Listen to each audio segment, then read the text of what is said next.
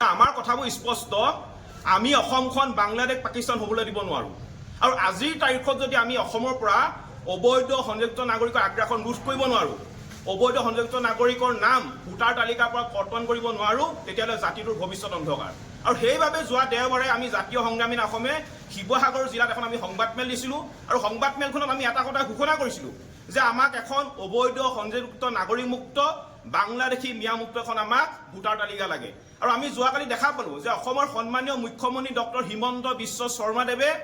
voter তালিকাৰ পৰা অবৈধ সংযুক্ত নাগৰিক নিয়াৰ নাম কৰ্তন কৰা যি দৃঢ় পদক্ষেপ হাতত লৈছে তাক আমি জাতীয় সংগ্ৰামী অসমে আমি আদৰণি জনাইছোঁ আমি কিছু ক্ষেত্ৰত মুখ্যমন্ত্ৰী ডক্টৰ হিমন্ত বিশ্ব শৰ্মাক সমালোচনা কৰিলেও কিন্তু এটা কথা আমি ক'ব লাগিব যে ৰাজ্যখনৰ অখণ্ডতা আৰু সমন্বয় ৰক্ষাৰ ক্ষেত্ৰত জাতিটোৰ এক সুৰক্ষিত ভৱিষ্যতৰ স্বাৰ্থত আমাৰ জাতিটোৰ সভ্যতা সংস্কৃতিৰ সুৰক্ষাৰ স্বাৰ্থত আমাৰ ভাই